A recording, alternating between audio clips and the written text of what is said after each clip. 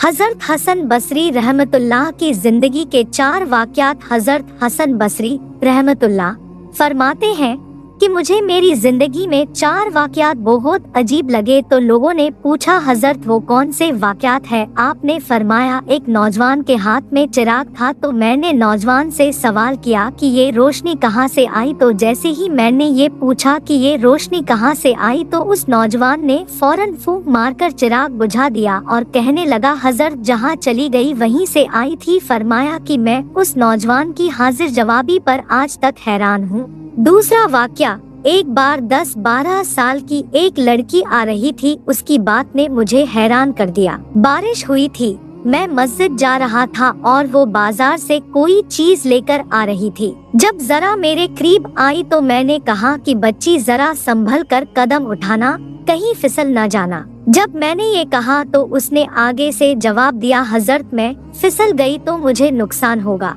आप जरा संभल कर कदम उठाना, अगर आप फिसल गए तो कौम का क्या बनेगा।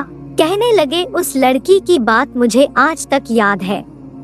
उस लड़की ने कहा था कि आप संभल कर कदम उठाना, अगर आप फिसल गए तो कौम का क्या बनेगा। एक बार मैंने एक हिजड़े को देखा, जब उसे पता चल गया कि मैंने उसे पहचान लिया है तो मुझसे वो कहने लगा कि मेरा राज न खोलना, अल्लाह ताला कयामत के दिन तुम्हारे राजों पर पर्दा डालेंगे। चौथा वाक़या, एक आदमी नमाज पढ़ रहा था। उसके सामने से एक औरत रोती हुई खुले चेहरे खुले सर के साथ उसके आगे से गुजरी। जब उसने सलाम फेरा तो उस औरत पर बड़ा नाराज हुआ कि मैं नमाज पढ़ रहा था, तुझे शर्म नहीं आई, तुझे ध्यान नहीं, नंगे सर खुले चेहरे के साथ मेरे सामने से गुजर गई। औरत ने पहले तो माफी मांगी और फिर माफी मांगकर कहने लगी, देखो मेरे मियाँ ने मुझे तलाक दे दी है और मैं उस वक्त गमज़दा थी, मुझे पता न चला कि आप नमाज पढ़ रहे हैं या नहीं। मैं इस हालत में आपके सामने से गुजर गई, मगर मैं हैरान इस बात पर हूँ कि तुम अल्लाह की मोहब्बत में कैसे गिरफ्तार हो कि खड़े हो परवरदिगार के सामने और देख मेरा चेहरा रहे हो। हसन बसरी रहमतुल्लाह फरमाते हैं